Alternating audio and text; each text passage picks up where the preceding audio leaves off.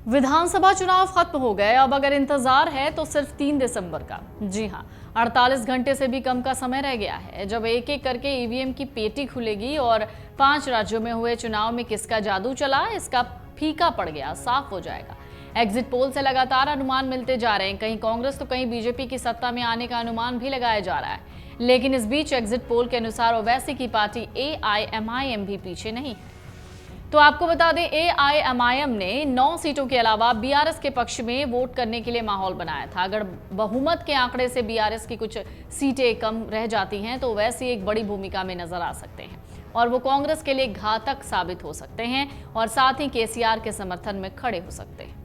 लेकिन उससे पहले आपसे एक सवाल है, क्या आप जानते हैं कि मतगणना में एक सीट पर 2 उम्मीदवारों को बराबर से वोट मिले तो कैसे तय होगा कौन विजेता है? ज्यादातर लोगों के पास इस सवाल की जानकारी नहीं होती, लेकिन चुनाव आयोग ने अपनी नियमावली इसका हल बताया है। इसी नियमावली में तो आइए पढ़ते हैं इस सवाल के जवाब और जानते हैं। दरअसल चुनाव आयोग के मुताबिक जब भी एक सीट पर 2 उम्मीदवारों को बराबर वोट मिलते हैं तो ऐसे हालात में क्या फैसला लिया जाए, इसकी जानकारी भारतीय संविधान में है।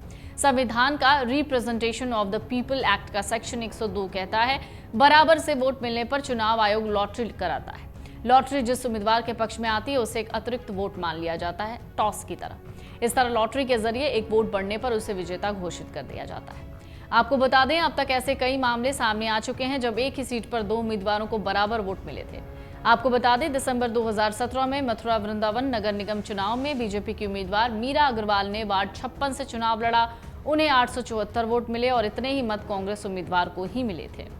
इतना ही नहीं, फरवरी 2017 में भी ऐसा हुआ। बीएमसी के चुनाव में बीजेपी उम्मीदवार अतुल शाह और शिवसेना के सुरेंद्र के बीच कांटे का मुकाबला था, लेकिन यह मुकाबला फंस गया।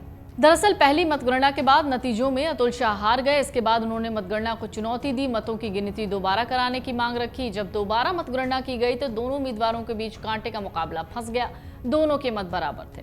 मतगणना में किसी तरह की गड़बड़ी न हो इसलिए दोबारा काउंटिंग हुई और इस बार भी दोनों के बीच बराबरी का मुकाबला फंस गया। इसके बाद लॉटरी के जरिए अतुल शाह को विजेता बनाया गया।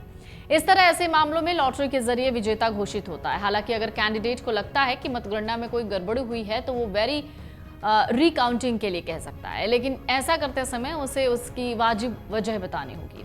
ये तो हमने जान लिया कि 2 उम्मीदवारों को बराबर वोट मिले तो विजेता किसे घोषित किया जाए, लेकिन अब सवाल है, अगर 3 उम्मीदवार बराबर से मत पाते हैं तो क्या होगा?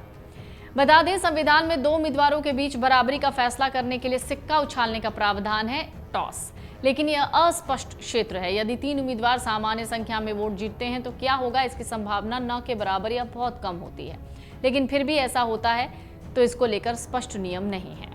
इसी के साथ आपको बताते चले, तेलंगाना विधानसभा चुनाव के एग्जिट पोल के नतीजे जारी हो गए। अधिकांश एग्जिट पोल नतीजों में मुख्यमंत्री के चंद्रशेखर राव की भारत राष्ट्र समिति यानी बीआरएस को झटका और कांग्रेस को फायदा होने का अनुमान है। कुछ लोगों ने तो तेलंगाना में कांग्रेस और सत्तारूढ़ बीआरएस के बीच कांटे की टक्कर का अनुमान लगाया। हालांकि इस एग्जिट पोल के नतीजों में वो चर्चा सबसे ज्यादा हो रही है वो ये कि असदुद्दीन ओवैसी की party all India Majlise Ittehadul Muslimeen, दरअसल एआईएमआईएम, उसे सूबे में 6 से 8 सीटें मिल सकती हैं। इसके बाद कहा जाने लगा ओवैसी की पार्टी बिहार के बाद तेलंगाना में कांग्रेस के लिए घातक साबित हो सकती है। वो किंग मेकर की भूमिका में नजर आने लगी है। वहीं ओवैसी ने बिहार विधानसभा चुनाव में 5 सीटों पर विजय पताका फहराया और 1.25% वोट बटोरने में कामयाब रहे। इसके बाद से वो अधिकतर राज्यों में अपनी धाक बनाने की कोशिश में जुटे हुए हैं।